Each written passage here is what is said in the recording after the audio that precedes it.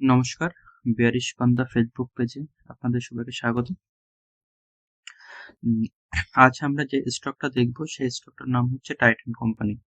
অর্থাৎ টাইটানের স্টকটা আমরা আজকে দেখব।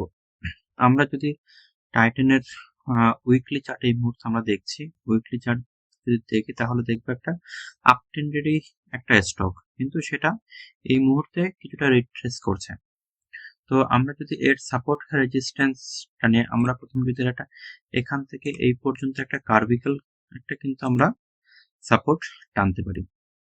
তো সেই সাপোর্টটা যদি টানি তাহলে কিন্তু দেখবো এই সাপোর্টটাকে কিন্তু এই ক্যান্ডেলটা উইকলি ক্যান্ডেলটা এটা কিন্তু ব্রেক করেছে। আমরা যদি আরো একটু ডেইলি টাইম ফ্রেমে যাই তাহলে কিন্তু আরো একটু আমাদের সুবিধা হবে এটা বুঝতে। আমরা যদি ডেইলি টাইম ফ্রেমে যাই তাহলে দেখবো এই সাপোর্টটাকে কিন্তু এই সাপোর্টটাকে কিন্তু সে ব্রেক করেছে। যে কার্ভিক্যাল যে সাপোর্ট লাইন, এই সাপোর্ট লাইনটা কিন্তু সে ব্রেক করেছে। আর অলরেডি এটা একটা প্রায় ডবল টপ আমরা বলতে পারি, সেই ডবল টপ করে কিন্তু সে রিট্রেস করছে। তো রিট্রেস করে এখানে একটা গ্যাপ আছে ছোট্ট, এখানে একটা গ্যাপ আপ হয়েছে। এই গ্যাপ আপটা হয়তো সে ফিল করবে। আমরা যদি 1 ঘন্টার টাইম ফ্রেমে যাই তাহলে আরো একটু ভালোভাবে হয়তো আমরা সেটা বুঝতে পারবো।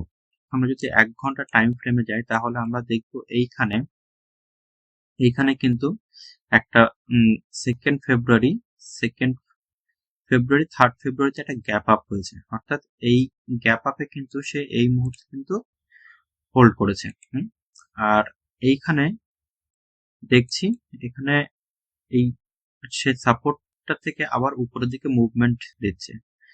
আমরা বলেছি এখানে যে এই বড় ক্যান্ডেলটা, এই ক্যান্ডেলটা কিন্তু সাপোর্ট রেজিস্ট্যান্সের হাই এবং লো সাপোর্ট রেজিস্ট্যান্স হিসেবে কিন্তু কাজ করবে। তো আমরা নেক্সট দিন দেখবো যদি আমরা আর একটু 15 মিনিটের ক্যান্ডেলে যাই, 15 মিনিট বা 30 মিনিট এইসব ক্যান্ডেলে যাই তাহলে মার্কেট হয়তো একটু রিভার্স দিয়ে এইসব এর মাঝামাঝি, অর্থাৎ এই বড় ক্যান্ডেলটার যদি মাঝামাঝি আমরা পাই তাহলে তাহলে আমি কিন্তু এখানে এন্ট্রি নেব।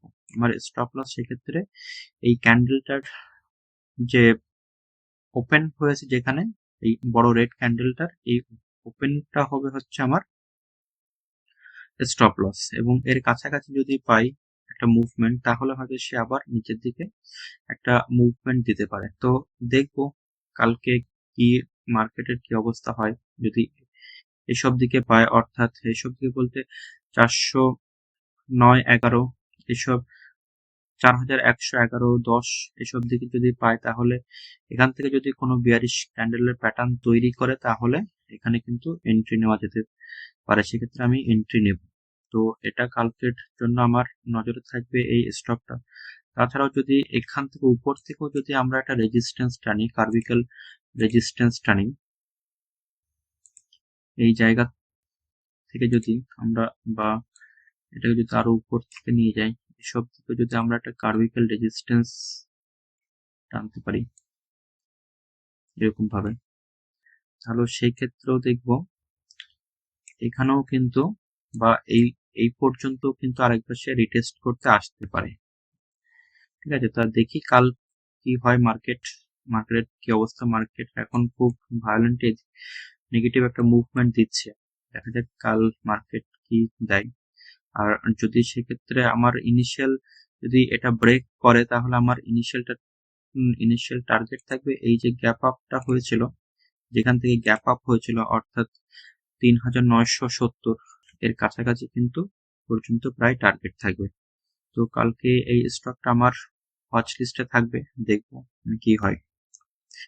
তো এই অ্যানালাইসিস যদি আপনাদের ভালো লেগে থাকে তাহলে আপনারা অবশ্যই আমার এই পেজটাকে লাইক, শেয়ার এবং সাবস্ক্রাইব করবেন।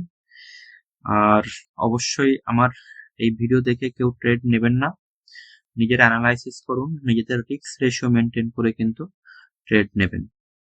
ধন্যবাদ।